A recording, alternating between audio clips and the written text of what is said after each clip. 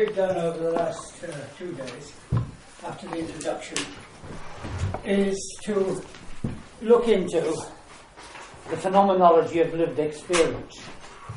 And we were able to do this in a very direct way. You can wander around in phenomenology all over the place before you get to the point.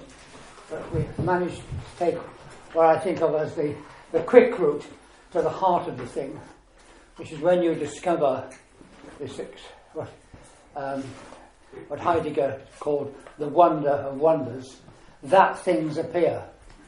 And we went in to see that the phenomenon is just not something that appears, but something that appears as appearing.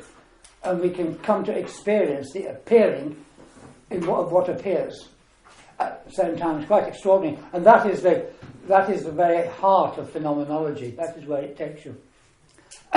And so then you have the difference, as we saw. Then you go upstream from the appearance into the appearance, into the happening of the appearing. And that is what it's all about. And if that point it quite often takes people quite a long time to get to that point, because there's so many other things in the way you can wander around with and so on. But that's the essence of the thing. And so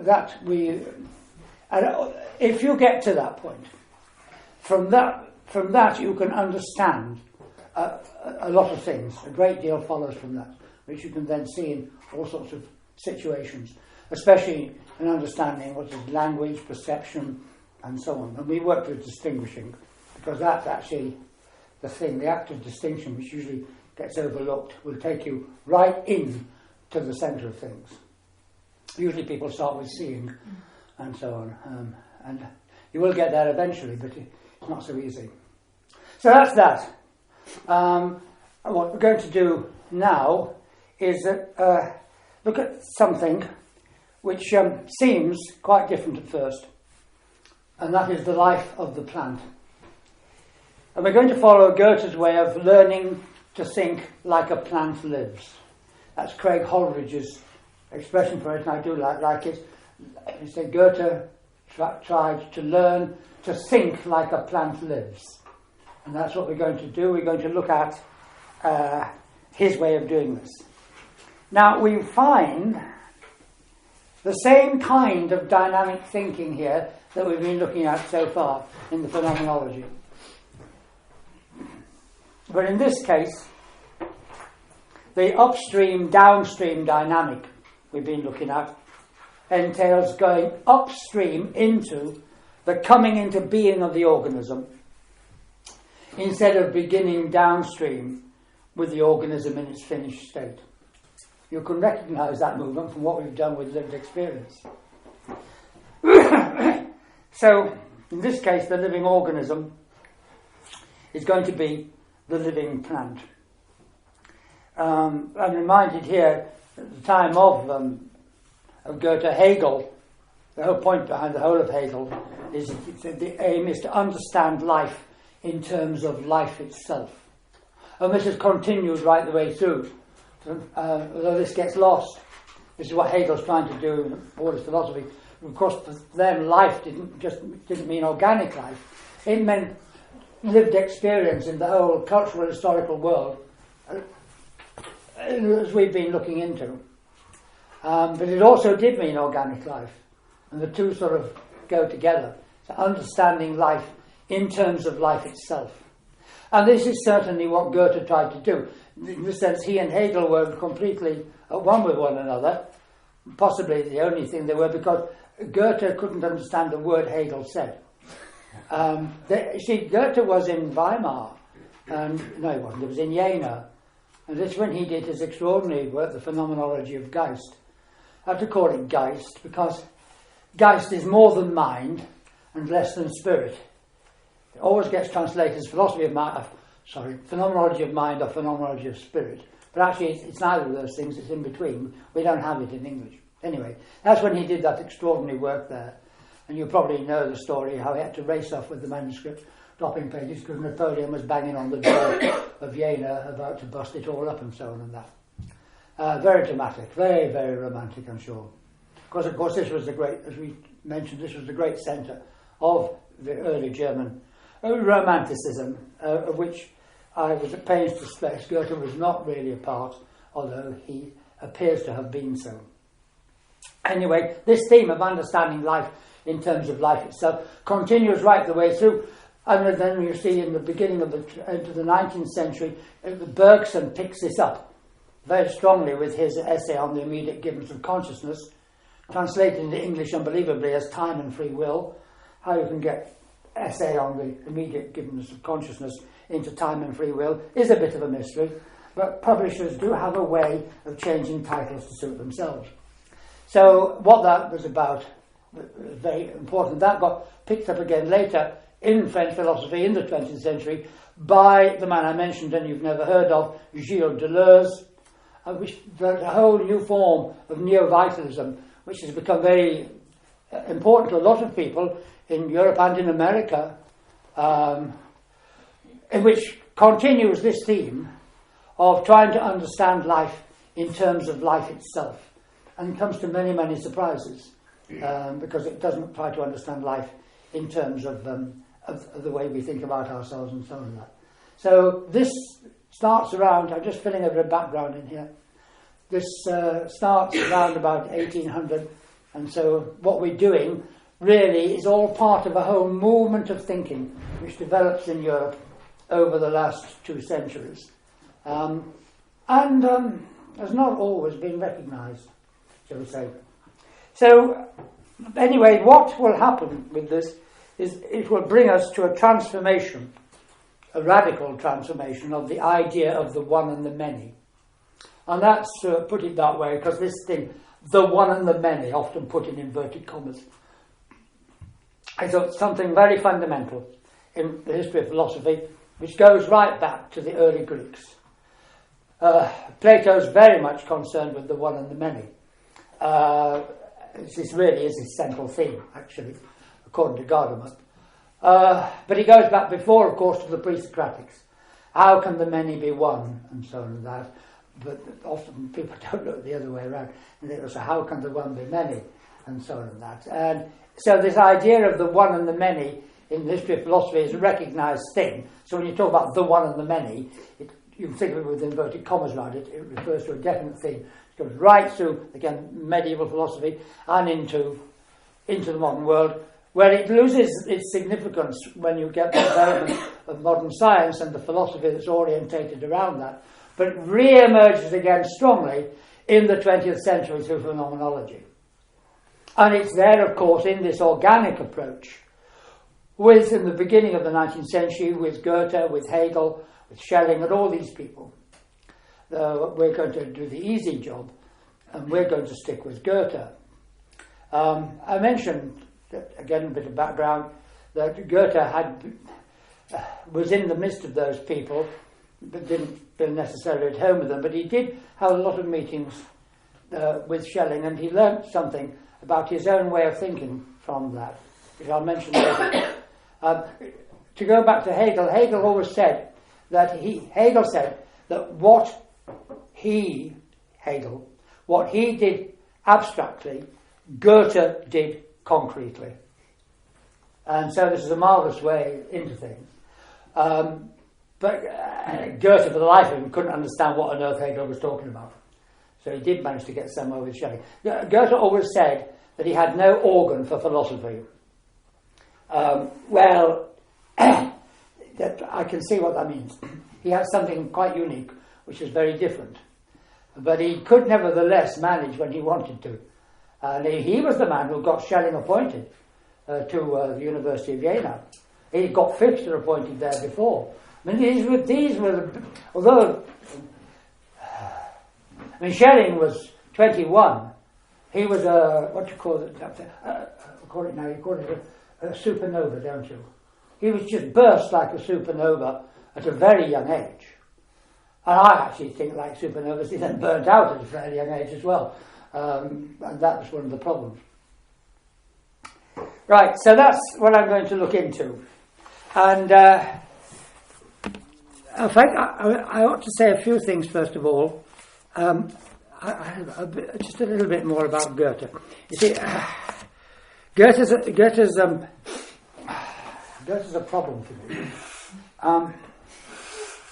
It's not that Goethe's the problem as such. It's what Goethe has become that's the problem. And people have, because I've written a book which is an accidental combination of three different things. It wasn't written as a book at all. People naturally expect me to be very keen on Goethe and want to change everything into Goethean science and so on, and I'm not like that at all. I didn't get interested in Goethe because I was interested in Goethean science. I actually got interested in Goethe in other ways to do with questions in the philosophy of science. And later on I understood something more. If I go back to when I was talking about that my experience in 1973, when I had to give that course, and the story about my experience with the stream and so on and that. Well, at that time, the man who was running it said, what you're doing is, he thought it was quite extraordinary. He said, but the thing is, you don't really know what you're doing. I thought, tell me about it. He said, you can see there's something on the other side of the riverbank. He knew nothing about that experience. I never told anyone about my experience there, even my wife, until I started writing it up 2 or 3 years ago. So he knew nothing about all of that, which I told you about. But he said, you can see something on the other side of the stream and you want to go there. And he said, and sometimes you actually find yourself on the other side, but you've no idea how you got there. And he said, you need to find a stepping stone. And he said, you won't want to do that, because a stepping stone looks as if it's going to take you in a direction away from where you want to go. You want to go there, and there's this stepping stone, you don't want that. Anyway, it stuck in my mind. And I got into Goethe later. At the time I didn't know. It was actually through questions in the philosophy of science that brought me to an interest in Goethe. Not an interest in Goethean science as such. But when I began to work with Goethe to get into it, I found, in fact, that this dynamic was there, this upstream-downstream dynamic, exactly as in the phenomenology. And because you go upstream into the coming into being of the phenomenon, instead of beginning with the phenomenon in its finished condition. And it's exactly the same. And when you begin with the phenomenon in the finished state, which is what Newton did, by the way, I'll say something about that in a minute. Newton's a hero of mine, just to simply say that. As Newton did, then you go to an explanation. But you may have actually overlooked what the phenomenon really is, because you haven't got into the coming into being of the phenomenon. So what I found when I got into Goethe was exactly the same upstream, downstream dynamic way of thinking that I'd found in the phenomenology and hermeneutics. And it was a lot easier, because you're dealing with a phenomenon out there, a plant. When you're doing phenomenology, you're dealing with lived experience itself, which you are within. So you'll see it's easier. And that became a stepping stone to this dynamic way of thinking. Unfortunately, it was all right for a bit, then it all went pear-shaped, as things do, because I ended up taking up residence on the stepping stone. And it took me a long time, actually, surprising, to get away from that. And there was a lot of pressure, because a lot of people wanted me to do things with Goethe, by which time I simply wanted to get away from Goethe and get back into the phenomenology, which is what I really wanted to do. Which is why I'm so pleased to have spent the last 2 days with you. That's what I do when I'm working on things. And so I'm very pleased to have done that, because I feel at home in that, you know. So that's a bit of background there. I need to sort that out, because having written that book, I'm just identified as, hey, he does Goethe, and hey, he wants to change science to Goethe. Well, I don't. There's a place for Goethe, and there's a place for not Goethe. It's a pity that whenever Goethe is mentioned in connection with science, it's so often in terms of his work on colour and a disagreement with Newton. So his approach to science is presented in the light of being controversial. And there's a long history of this, which is cultural, historical. What actually happened was, because of this extreme disagreement that Goethe had with Newton, at the time of German unification in 1871, Germany had been, as I mentioned to you the other day, a patchwork of tiny statelets, little principalities, duchies, dukedoms, heavens knows what. About 300 of them. It was an entirely different kind of country to what Germany became. And once you know this, and how Germany became what Germany became, it's not too difficult to understand why various consequences followed from that. But when unification came, a lot of people in Germany didn't like it because they had their old ways. And they didn't like modernization. The whole idea of modernity they didn't like at all. And they said, we do not want the spirit of Manchester here. That's the Industrial Revolution. They wanted to, like Heidegger, to stay in the Black Forest and make things out of wood, and so on and that. And there was a particularly strong reaction in that respect. And so they found a kind of... they always go in for slogans. If you read their history, you find, for example, about 1870, they suddenly turn against Hegel and all of that. And they get this slogan, back to Kant. And people would go around saying, let's go back to Kant. And you find this written in the literature, back to Kant. And they all sort of follow this. It's very strange people. So they also then got this thing, back to Goethe, you see. And they said, the slogan became, more Goethe, less Newton. And this is a slogan which then carried on right the way through the First World War, into the 30s. More Goethe, less Newton. They invented the idea that there was a race of people called Anglo-Saxons who are not German. That's us. See, they invented this notion. We're not Anglo-Saxons at all, but they invented the notion of the Anglo-Saxons. They used to talk about Anglo-Saxon philosophy. That's us.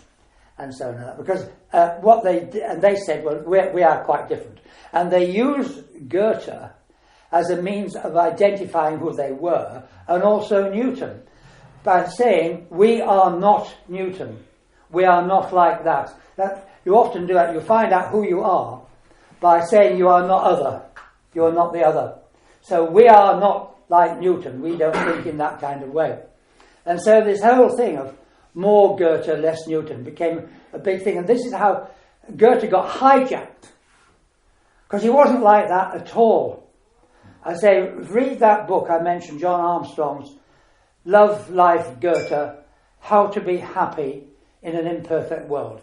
You'll get a picture of Goethe there. He's non-romantic. He develops a higher kind of common sense. He is non-nationalistic. Very strongly so. So what happened to Goethe was the very antithesis of Goethe. And, he said in his life, nobody has ever understood me at all. And he said, I don't think it's possible for anyone to understand any other person. And he meant it. Well, they have this image of Goethe, and that's what happened. And there's this famous case of Heisenberg. Heisenberg gave this lecture, beginning of the 30s. I don't know, I can't quite remember when. In which he praised Goethe, and said, and this is Heisenberg. This is Heisenberg, one of the founders of the modern quantum theory. And he's praising Goethe and saying the only thing that Goethe got wrong was he only did the colour, and he should have sent the whole business packing, not just the colour, but the whole Newtonian science, the whole lot packing. Now, this is Heisenberg, who actually depends on that physics for his physics. He knows perfectly well the whole of quantum physics is built on classical physics. And so what's he talking about? Well, what he's talking about is he's trying to say he's a true German. Because what happened was he stayed in Germany when all the rest left. And the people, the second-raters took over. The second-draw people who wanted to become the top. And they couldn't really quite hack it because Heisenberg stayed. And they said if he stayed, he must be working as a spy for the Allies. He's here as a spy. So they put about this thing that Heisenberg was actually not really German, he was spying, and that's why he stayed. Well, that got you killed, even if you were Heisenberg. He did have access to high echelons. He could, because of through relationships, he could get to Himmler, but in fact, even then it was limited, and he was very worried. So he gives this lecture, in which he extols the virtue of Goethe against Newton. And what's he doing in that lecture? He's saying, waving a flag, look, I'm a true German, like you. That's what that lecture's about. Now, I mention this because I've had people come up to me, particularly in America, and say, don't you think that lecture of Heisenberg's is wonderful? Isn't it amazing? And so on. Heisenberg would do this. And oh my God, if only you realise what the subtext is here. In other words, when people get a bee in their bonnet about something, they often fail to look at the context in which things happen. When that happens, you can't understand. Anyway, this more Goethe, less Newton, of course got taken to America by a lot of these Germans who were fleeing. And it took root there in the counterculture, who thought this was wonderful. And when you talk in America, you get a lot of people who are very pro-Goethe and very anti-Newton. And they don't even know anything about Newton. I've never met anybody who knew anything about Newton. It's extraordinary. But they do know he was wrong. In fact, some of them know he was evil. More than wrong, he was evil. But they don't know anything about him. Now, I do understand something about Newton. I think he was the most extraordinary people who ever lived. He wasn't a very nice man. But there's a lot of extraordinary people aren't nice, so we can't worry about that, can we? But his work on the actual... the principles of mathematical principles of natural philosophy is utterly unbelievable. That a man could have done that, it is astonishing. So to hear people who don't know anything rubbishing him, here and there you've got to sort of, better go, never mind. So I do need to bring this up because even for my own sake, I need to get this clear because I don't want people to just think, oh well, he wants to change everything by Goethe. I really don't. Now, the tendency to focus on Goethe's controversial work on colour has the unfortunate consequence of drawing attention away from his other equally important scientific work, particularly his work on the metamorphosis of plants, which surprisingly often doesn't get mentioned because it's not controversial. In his own day, this work was certainly surprising and even radical. Goethe himself was in no doubt as to the kind of difficulty it presented. I'm going to quote Goethe.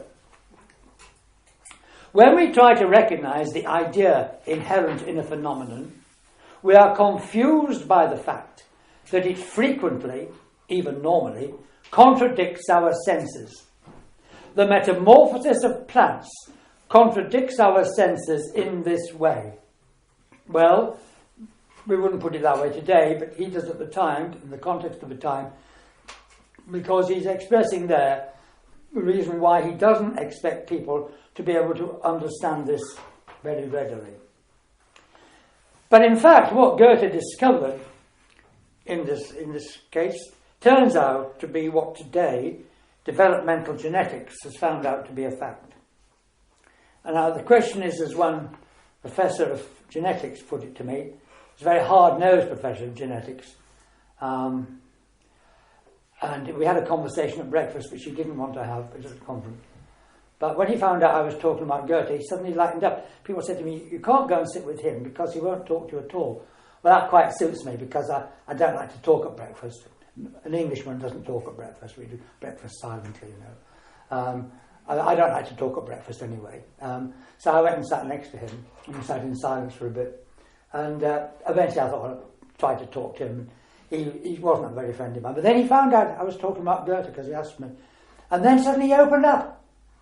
And he said, what an extraordinary man. This man was so hard-nosed. Brian Goodwin was there. And he said, he was the one who said, well, don't go, you don't get anywhere with him. He's so hard-nosed.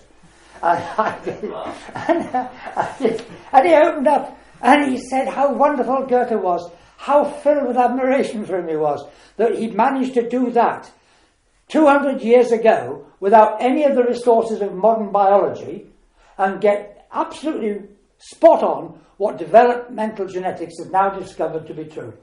And he said, how did he do it? Well, because I couldn't tell him. Because it's in the way of seeing. It's in the way of seeing that Goethe actually worked with and developed the practice of seeing, which he cultivated throughout his life. Not merely seeing in the empirical sense, but phenomenological seeing, in which the idea belonging to the phenomenon appears in the phenomenon itself. So that, as Heidegger puts it, the idea belonging to the phenomenon is unfolded from the phenomenon itself, according to the manner of its being, instead of being imposed upon it. That's, how could I tell the hard-nosed professor of developmental genetics that story? So I mumbled. Anyway, it is very interesting. Now, that was on the film last night, wasn't it? Where are we? I brought that down. Here we go. He said optimistically. Yes, that was on the film last night from Nature. Plant Biology, Floral Quartets, Nature, 25th of January 2001. Gunther Teiben and Heinz Seidler. Goethe was right when he proposed that flowers are modified leaves. It seems that 4 genes, etc., do the job. 4 genes do the job. So there it is, this paper. And if you know anything about this history of science in Britain, one thing you do know is that no paper gets into Nature if it has a scintilla of flakiness about it, in their view. And so, that's it. But there have been other things too besides this. Now, funnily enough, there are people who are very keen opponents of Goethe and want Goethe to be all spiritual. And they don't even like mentioning this. They don't like the idea that what Goethe did turned out to be what's been discovered. It doesn't fit their agenda for what they want Goethe to be. I was so not going to say that. What was I going to say? Oh, nothing. God, what was it? Anyway, yes. One thing I should also mention. It doesn't get mentioned very often. But Goethe does mention it in one place, and I'll point it out to you. Once this is then done, naturally the usual thing is to think that, well, Goethe did this, and Goethe did it from the beginning, and only Goethe, it was all done by Goethe. But it wasn't. Because Goethe was a human being, and therefore he lives in a world, in a cultural, historical context. And everything that we do is within that context and draws its meaning and sustenance from that context. And so Goethe was the same. Now, a lot of work had been done on botany, the plant, before Goethe. And various ideas of metamorphosis had actually already been proposed elsewhere. And the English botanist Hill, who no one's ever heard of, had actually said something very similar to what Goethe came up with. Now, I'm not saying, because you've got to be careful, because people say, oh, you're saying that Goethe was a plagiarist, was he? No, he was actually working at this, but he would also be aware of a kind of background dynamic of ideas. And so it's not correct to say, but of course what he did was he wrote a book. Now, you've got the book here, haven't you? Yeah, that new one. Yeah. Yeah. Because I haven't brought a copy down because it's too damn heavy. I should have got it out of the library to show people. Have they seen it? No, I'll bring it after the break. If you could. Okay. Goethe wrote a book. And once you do that, then things tend to get taken from that point onwards, because it's a reference point for people. So then people forget what went on before. I will also mention, now I'm not going to do anything about it in this course, but I will mention, that Wittgenstein was very heavily influenced by Goethe. Wittgenstein's philosophy went through I'll pretend that most of you have never heard of Wittgenstein, but I'll forget that bit. I'll just carry on, okay. Wittgenstein's later philosophy is very different from his earlier philosophy. And the transformation was very much brought about by his encounter with Goethe and Goethe's work on the plant and so on. He wasn't interested in the biology, but he saw what Goethe was doing, and he worked with this philosophically. And what he comes to later is this emphasis on what got called by some people a kind of physiognomic phenomenalism. And that he wouldn't call it phenomenology, because he didn't agree with what Husserl had said about language. Anyone who really studies this realizes, my God, this man's doing phenomenology. And I knew, John Heaton, who used to be, he's probably died now, I don't know, chairman of the British Society for Phenomenology, told me, because he had studied under Wittgenstein as well, and he told me that he'd met people in Vienna who knew Wittgenstein and said they all knew he was doing phenomenology, but wouldn't call it that. And that's now sort of really come out. Physiognomic phenomenalism is when you see the meaning in the thing. That's phenomenology. And that's exactly it. But I do like the expression physiognomic phenomenalism. But again, that's a very German thing. It gives a reference going back. And they trace it back to Goethe. You see, the other thing in Germany, you have to trace everything back to Goethe. And people do. Gestalt psychology is traced back to Goethe. These people who are really into Goethe see him as, a starting point. Well, there you go. We won't say no more about that. Read John Armstrong's book. Now, whenever a new idea is introduced, there is an almost inevitable tendency to try and reduce the unfamiliarity by relating it to more familiar ways of thinking. New ideas panic us. They panic the brain. The brain gets excited, and it doesn't want to be excited. It wants to become quiescent. Just little flashing lights slowly going around, It doesn't want to be excited, so it's got to come down. So when it's got something new presented to it, it's, oh my God, I've got to get rid of this. Oh, what is it? This, oh, it's like that. Oh, thank God for that. That's it. We can carry on now, bubbling away pleasantly and so that. So it's natural, it's built into us, is this. And this is certainly what happened in Goethe's case. With the result that the dynamic quality of his thinking got lost almost immediately. And as a result, the remarkable transformation of the idea of the one and the many, which this brings about, has remained for the most part undetected. So this is what I'm going to look into now. And unfortunately, it's not time for coffee, so we'll have to start. Right. But things are looking up. Things are looking up. I've got a handout for you. I have a handout. Carefully prepared by my own hand, bits cut out and stuck on, as you can see. Photocopied yesterday by Philip at great expense. As we experimented and tried to do it, back it on one sheet. You ended up with two sheets. I don't think it's good enough. There's only 12. I put some in my room. Well, look, I've got my one. Yeah. I know it by heart. Yeah, of course you do. Now look, we've got two missing. Here, sure, no, I haven't taken it. Don't worry. I got this. Oh Lord, I've got another one. No, you keep that. I have another one here. I've got the thing I originally did.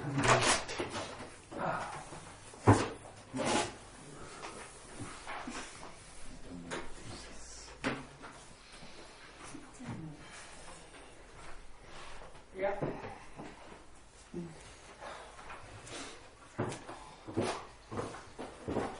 By the way, you need to put some zebra stripes on here. Right. Health and safety, Yeah? What? Teachers? Danger teachers? Danger teachers coming in. Yeah. They do this everywhere, don't they? Zebra stripes on steps. Really. I shall You're report. the only teacher there who ever comes this way. Well, I usually come in that door to avoid coming this way. All right. Because I'm finding falling down the steps. Yeah. When you come down them, you can barely see the difference between them. All right. You try it sometime. Yeah. Try. I'm messing about. Don't get worried.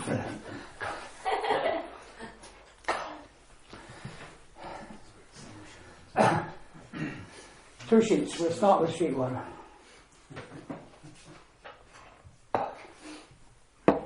The book he wrote, The Metamorphosis of Plants, 1790. I'll talk a bit more about that when Philip brings the book up. It's quite interesting.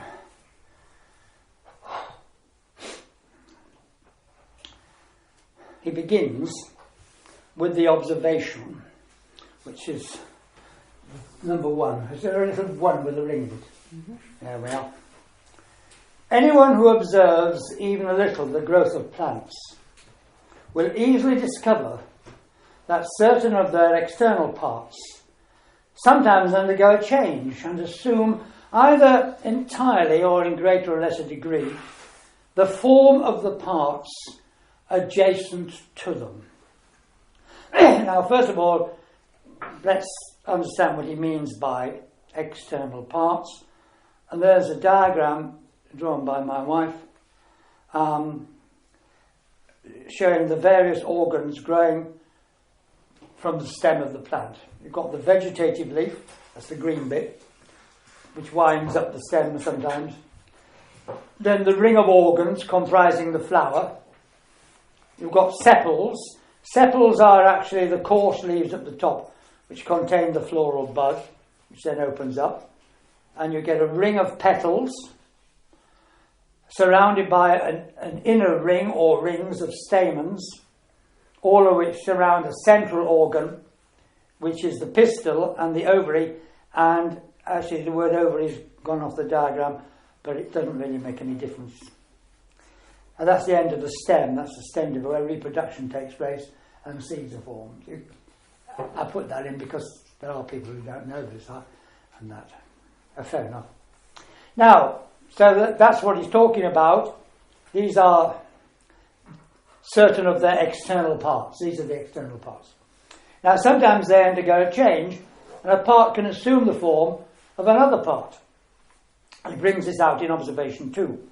So, the simple flower, for example, often changes into a double one if petals develop in the place of stamens and anthers. Anthers. These petals may either perfectly resemble the other petals of the corolla. The corolla is just a whole ring of stuff. Both in form and colour, or they may retain visible signs of their origin. So an example of this is the difference between the wild rose and the cultivated rose.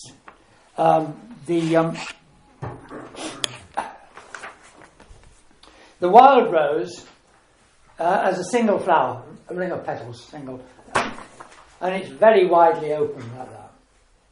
And then it's got many rings within rings of stamens. Now, in the cultivated rose, what happens is that where there are those rings of stamens, they're not there. There's rings of petals instead. And so here's an example of what he actually calls retrogressive metamorphosis, whereby, as it were, where there would be a ring of stamens have metamorphosed, in inverted commas, into rings of petals. And putting metamorphosed in inverted commas there because it's not quite as what it seems. And there are many cases where you find this kind of thing, if you look, where you can find an organ which is, say, part petal and part stamen. And he says here that sometimes that's what he means when he says the first one, undergo a change and assume either entirely or in greater or lesser degree.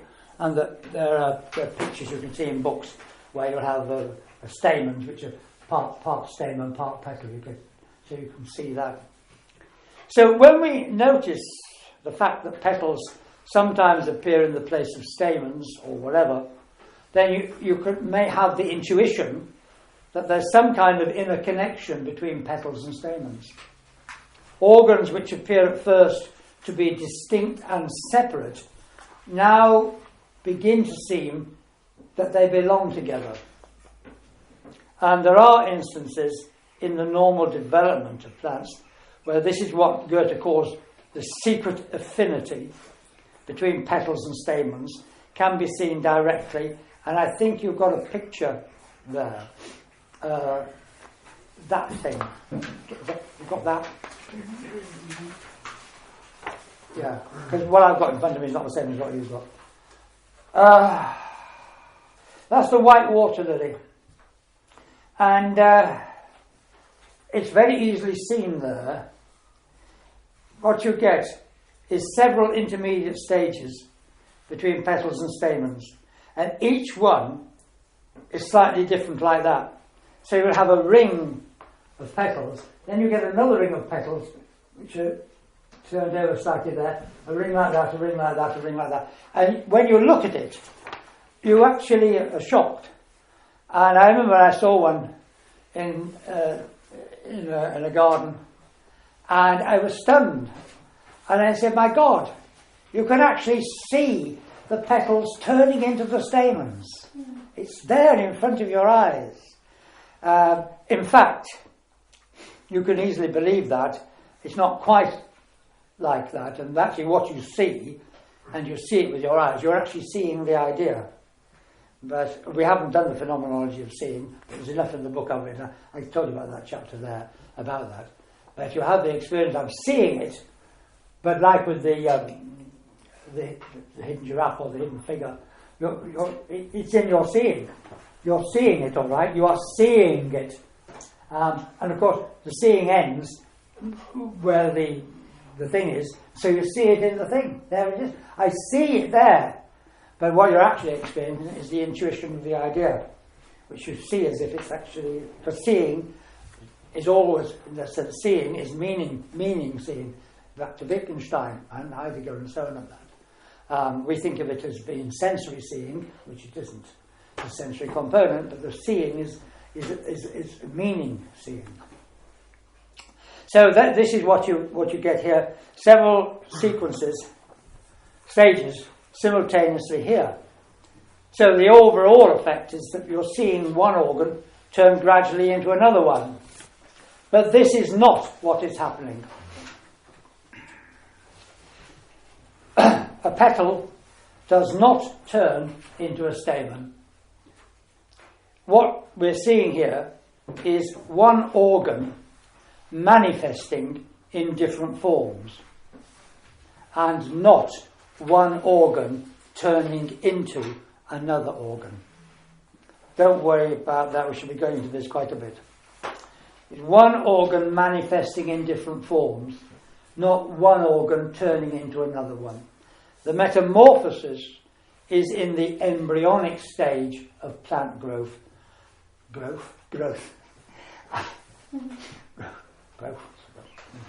And not at the adult stage. That's the important thing.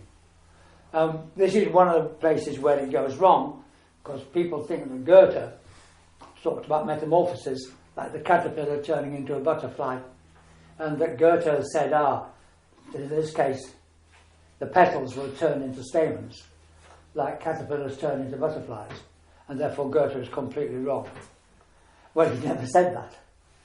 But you could be forgiven, as we'll see in a moment, for thinking that he might have said that. And there's a picture there, which is meant to do it. There's a petal, there's a stamen. It goes like that, and that's no. I suppose I should have put a yes on, but I didn't need a yes, did I? Got the idea? Mm-hmm. Right, now, excuse me. Now Goethe expresses this as follows, and he's referring specifically to the retrogressive case of petals in the place of stamens, as in the rose. Now this is quote 3. If we see that in this way it is possible for the plant to make a retrograde step and reverse the order of growth, we shall become all the more aware of the normal course of nature and shall learn to understand those laws of transformation by which she produces one part out of another and creates the most varied forms by the modification of one single organ. Now I want to make 2 comments here. First of all, this is a procedure that is often used to find out what's going on, find cases where it goes wrong or it's different. That will help you to see what's there all the time but you can't see because it's working smoothly. Here's a case where, as it were, nature goes a bit wonky. The plant grows and then it starts sending the plant backwards. There's a bit of a breakdown here in the normal growth. That will show you, as he puts it, the normal course of nature. You do this in the phenomenology, work on seeing. You've got to find a way of interrupting seeing, so that you don't let seeing come to its completion. I see it, the object. You've got to stop it from getting to it. So it's seeing, it can't get there, right? And that's what you do with those Gestalt figures, like the hidden figure, hidden giraffe, and that sort of thing. It frustrates the seeing. And then, it happens. And then you can say, well, what happened in that moment? So you try to get a breakdown situation. It's a way of working. And people use it a lot. Heidegger uses it. His famous case of the broken hammer, which we won't go into. So that's the first thing I want to say. Now the second thing I want to say is this thing: we shall learn to understand those laws of transformation. Now listen to this. By which she produces one part out of another and creates the most varied forms by the modification of one single organ. Now look at the first bit of that.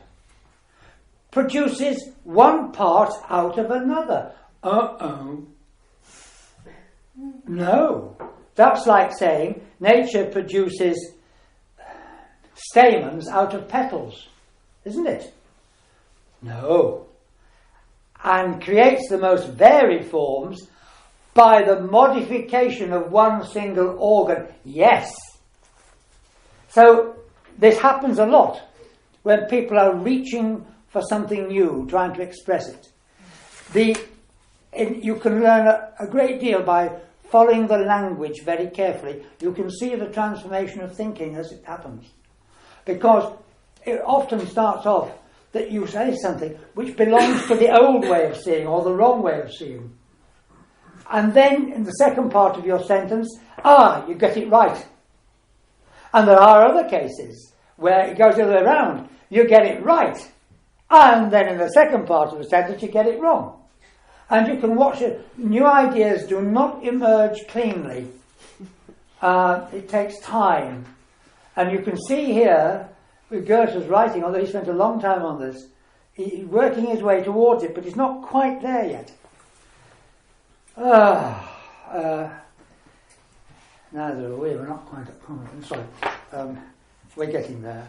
So, now, what he's done so far is he's just considered petals and stamens. And now he wants to say, but actually this is true for all the organs, not just petals and stamens. All the organs, from the stem leaves right through to the reproductive heart of the flower. So in the next paragraph, which is 4, he considers not just adjacent organs, like petals and stamens, but all the organs as modifications of one single organ, as he calls it. And this is where we finally get to the point. the secret affinity between the various parts of the plants. That should be plants, shouldn't it? Such as leaves, calyx, that's sepals, petals and stamens, which are developed one after the other, and as it were one out of the other, has long been recognised in a general way by naturalists. Indeed, much attention has been given to the study of it. The process by which one and the same organ presents itself to us in manifold forms, has been called the metamorphosis of plants. Just before I comment on that, I just want to pick up this bit here. The secret affinity between the organs and the development has long been recognised in a general way by naturalists. Indeed, much attention has been given to the study of it. So he's saying there quite clearly he's not the first person doing this, and that he's actually drawing on what has been done. People who want to start a new year zero from Goethe conveniently miss that out. But then, you see, we go back to the other bit, it's lovely. He says, developed one after the other, they are the organs which are developed one after the other, yes, and as it were one out of the other, no, but look, he's qualified it, as it were. You can feel his hesitation there, as it were. And then he hits the nail on the head. The process by which one and the same organ presents itself to us in manifold forms has been called the metamorphosis of plants. Spot on. And notice he says, has been called. Right? Not by him, has been called. People just miss this stuff because they've got a hero. When you've got a hero, you're in trouble. So, it's a very clear statement of that. It is, in fact, the ability of the vegetative shoot to develop into different forms which leads to the diversity of organs. And it's not some miraculous ability on the part of a finished organ to change its form into a different organ. The metamorphosis is in the earlier embryonic stage of the coming into being of the organs, and not at the later adult stage of organs that are already finished. Goethe's way of thinking is intrinsically dynamic. It goes back upstream into the coming into being of the organs instead of beginning downstream with the organs that are already formed. The metamorphosis is only to be found in the coming into being. And the failure to recognise that leads us to look in the wrong direction by trying to understand metamorphosis in a downstream way. And that is the source of much of the misunderstanding of Goethe's work. So here we've just done a hermeneutic exercise on the first 4 paragraphs of Goethe's book. And I like doing that kind of work. You pay attention to the language that leads you into the movement of thinking, and you begin to see. This is how we should read. You can't do it all the time, I know. And certainly people don't do that today because of all the problems. I mean, all that stuff that's churning through that computer they've now put up on the wall outside the scholars' flat, and so that you can't do that with that. But there are times when you really do need to read through something carefully. Pay attention to I would say, follow the flow of language, follow the movement of the language, and that will bring you into the movement of thinking. When you come into the movement of thinking, then seeing will begin. You'll begin to see. And then it's very interesting because then you see how difficult it was for Goethe to get this, with the confusions and so on and that, and you learn from all of that. Right. So we have, in some sense then, that the different organs of the plant are one organ. But now the question is, what kind of one is this? what kind of one can present itself in manifold forms? And what is the relationship between this one and the many forms in which it manifests? And this is the question we're going to explore in some depth. Now, in fact, in his own time, and actually ever since, an answer has been given to this question about what kind of one is it, and what's the relationship between the one and the many forms. But an answer has been given to this, which is based on an assumption that is in fact nowhere to be found in Goethe's work. And this is the assumption that he was searching for what all the different plant organs have in common with one another. What is their, often called, what is their lowest common denominator? What do they all have in common? What he was doing, according to this story, is to try to find what is the same in all of them. That is, in which there's no difference at all between them. It's supposed in that way that Goethe discovered a unity in the diversity of the organs.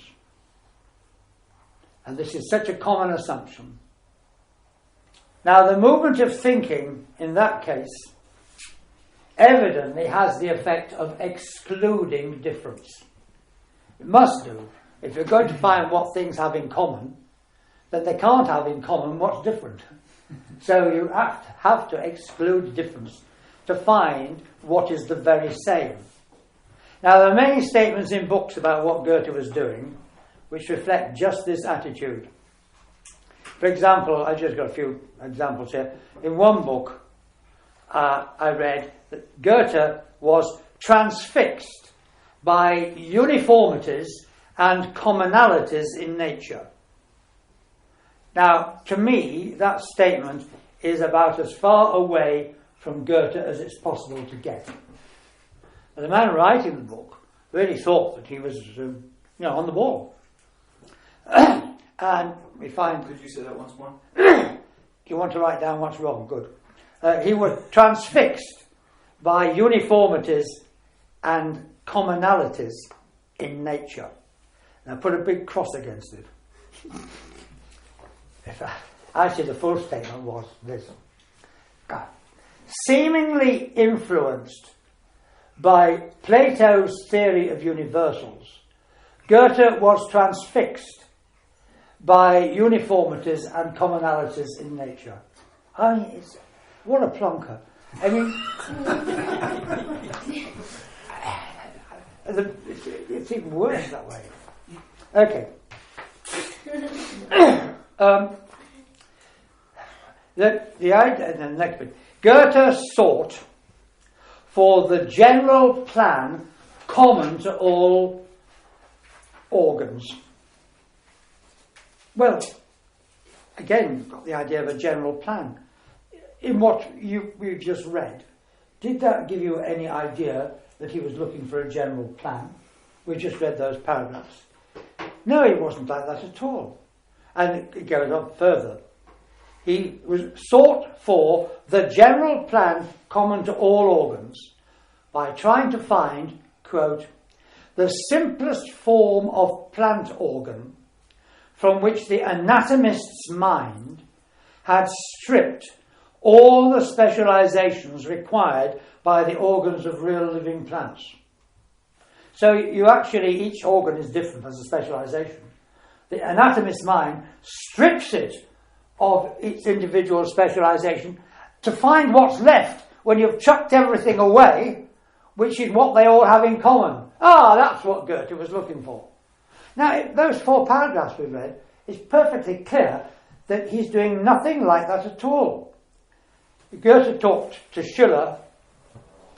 Goethe and Schiller, a big thing. You know Schiller? No, never mind. Schiller, poet, dramatist, Germany. There were antipodes. They're friends but opposites. Goethe described them as antipodes. Schiller lived in Weimar, just down the road from Goethe, and the Germans like to make out that they got on very well. It's really a founding moment of German culture, is the Goethe-Schiller interchange. They didn't get on terribly well, and a lot of stuff was actually invented after Schiller died and so on and that. I won't tell you about. When I went to Weimar, I heard various things. I won't go into that waste of time. But Schiller was a famous man, and they talked. Oh yes, of course. I know what I'm doing. There's a very famous moment, which is repeated in book after book after book, that Schiller had actually wanted to meet Goethe for a long time. And although he was living pretty much close to him in Weimar, and may have even gone there in order to get into contact with Goethe, it wasn't easy. Goethe was a bit of aloof. Goethe was aloof, actually, not because he was... Well, he was aloof for probably many reasons, but one of them was he needed to keep himself separate from people, because otherwise he'd just get sort of dragged down by it all, really. And he was a bit aloof. And Schiller he never got to meet him. And people sort of engineered something. And there was a meeting in the University of Jena, which Goethe was responsible for recruiting people for. He got shelling there and so on. And 18 miles from Weimar. And all these guys, they all had a house in Weimar, but then they also had that place to stay in Jena. And they went to this meeting one evening, and it was a zoological meeting. The chap was talking about, professor of zoology. And it was sort of engineered that leaving the lecture together, Schiller would end up next to Goethe walking down the steps. And this happened. And they got into conversation. And Schiller commented on this way of looking at nature was a bit of a piecemeal, analytical way of chopping it into bits. And Goethe was very pleased at that, and said yes, that he actually had thought there was a different way of looking at nature in which you could understand it. I've forgotten the whole quote, but see nature as working and alive, striving out of the whole into the parts. Nature as working and alive, striving out of the whole into the parts, not starting with nature and dissecting it into bits. And Schiller encouraged this, and that conversation went on, and I think they went back to, it was either your place or my place, and they had this conversation. And then, of course, it all went wrong, because Schiller thought in terms of philosophical idealism of ideas, and Goethe had intuitive perception of ideas, and so they fell out about it, because Goethe described what he saw with the plant, and Schiller said, that is an idea, meaning it in Kant's sense. And Goethe was narked about that, and said that he was very glad to learn that he could see ideas with his eyes, because for him it was a direct experience. And this is famous now in history, this difference between two modalities, two mentalities, two ways of experiencing. And so they were friends, but antipodes, said Goethe, this is it. And it's in this conversation that this remark, which you'll find mentioned in many books, Goethe expressed to Schiller a way of seeing nature as working and alive, striving out of the whole into the parts. Now, the remarks I've just said about looking for a common plan, looking for uniformities and commonalities, what's the other one? Stripping the organs of all their specializations to find what's left behind. That really is much more portraying nature as dead and finished. That's the very opposite of what Goethe was doing. And yet, in book after book after book after book, you will see Goethe described in this dead way. They do not understand the dynamic way of thinking, because they haven't gone into it. They haven't even read the first 4 paragraphs of the Metamorphosis of Plants. That's all you have to do. Read the first 4 paragraphs. You don't have to do any more. And you can see it's not like that. So, there we are. We're going to go a little bit more carefully into Goethe, but what a lovely point to have reached. Exactly the point I planned to reach before coffee. Believe that, believe anything. And afterwards we shall have a book launch. Yeah. Good, eh? A book launch? Well, no, a book You're thing. going to throw it across the room. Yeah, well, it's worth looking at it. It's evidence I would have brought it with me. It's heavy. I took it to a conference. I can't tell you about that. It's such a farce. Right, coffee time.